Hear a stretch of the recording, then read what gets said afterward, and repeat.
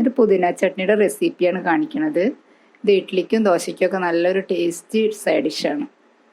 അതിനു മുമ്പേ വീഡിയോ ആദ്യമായിട്ടാണ് കാണുന്നതെങ്കിൽ നിങ്ങൾക്ക് ഇഷ്ടപ്പെട്ടുണ്ടെങ്കിൽ ഇതൊന്ന് സബ്സ്ക്രൈബ് ചെയ്തോളൂ. നമുക്കിതിന് വേണ്ട ഇൻഗ്രീഡിയൻസ് എന്തൊക്കെയാണെന്ന് നോക്കാം. 1 കപ്പ് പുതിനയില, 1/2 ടീസ്പൂണ് ഉഴുന്നും പരിപ്പ്, 2 ടീസ്പൂൺ കടലപ്പരിപ്പ്, 1 ബൗൾ തേങ്ങ, 10 വെളുത്തുള്ളിയുടെ അല്ലി, 1 നെല്ലിക്കയുടെ അത്ര പോകുന്ന പുളിങ്ങ, 7 ഉണക്കമുളക്,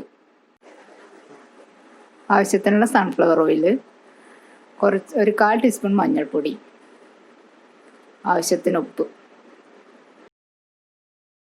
ഇനി നമുക്കിത് എങ്ങനെ ഉണ്ടാക്കിയെടുക്കാൻ നോക്കാം. ഇനി പാത്രം അടുപ്പത്ത് വെച്ച് എണ്ണ ഒഴിച്ചു കൊടുക്കുക. എണ്ണ ചൂടാകുമ്പോൾ അതിലേക്ക് കടലപ്പരിപ്പ് ഇട്ട് കൊടുക്കുക. കടലപ്പരിപ്പ് ചെറുതായി ഒന്ന് ഇളക്കി കൊടുക്കുക. എപ്പോഴും ഇത് കരിഞ്ഞു പോകാതെ പ്രത്യേകം സൂക്ഷിക്കണം.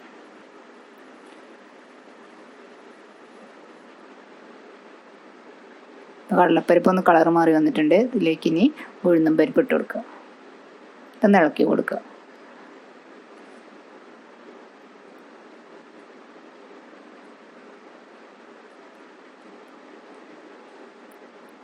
ഇനി ഇതിലേക്ക് വെളുത്തുള്ളി ചേർത്ത് കൊടുക്കാം. പുളിയും ചേർത്ത് കൊടുക്കുക. വെളുത്തുള്ളിയും പുളിയും എല്ലാം കൂടി ഒന്ന് മിക്സ് ചെയ്ത് കൊടുക്കുക. ഇതിലേക്ക് ഉണക്കമുളക് ചേർത്തൊന്ന് ഇളക്കി കൊടുക്കുക. ഇതിലേക്ക് പുതിന ഇട്ട് കൊടുക്കുക. പുതിന ചേർത്ത് നന്നായി ഒന്ന് ഇളക്കി കൊടുക്കുക.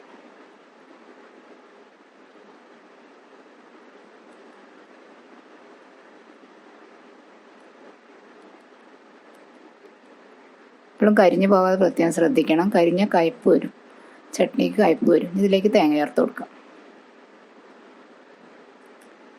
തേങ്ങ ചേർത്ത് നന്നായി ഇളക്കി കൊടുക്കുക. ഇപ്പം എല്ലാം കൂടി നല്ല മിക്സായി വന്നിട്ടുണ്ട്. ഇതിലേക്ക് മഞ്ഞൾപ്പൊടി,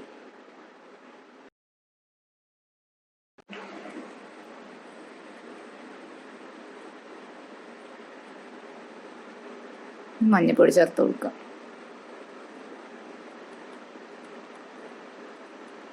മഞ്ഞൾപ്പൊടി ചേർത്ത് കൊടുത്തിട്ടുണ്ട്. ഇനി ആവശ്യത്തിന് ഉപ്പ് നന്നായി ഇളക്കി കൊടുക്കുക. നമുക്ക് സ്റ്റവ് ഓഫ് ചെയ്യാം.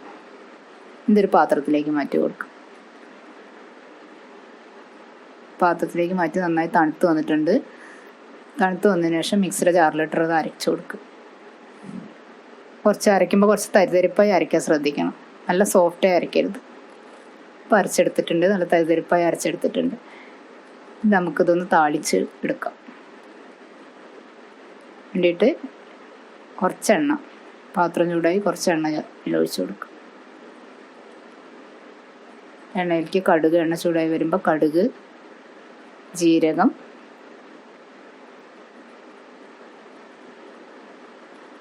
ഉണക്കമുളക്, കുറച്ച് കറിവേപ്പില,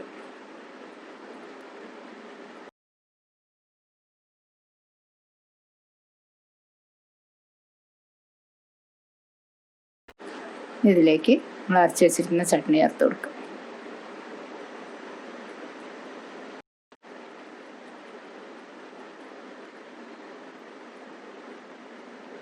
ചെറുതായിട്ടൊന്ന് ഇളക്കി ചേർത്ത് കൊടുക്കുക. ഇപ്പോൾ താളിപ്പും ചട്നി കൂടി നല്ല മിക്സ് ആയിട്ടുണ്ട്. ഒരു അടിപൊളി പുതിന ചട്നി റെഡിയായി.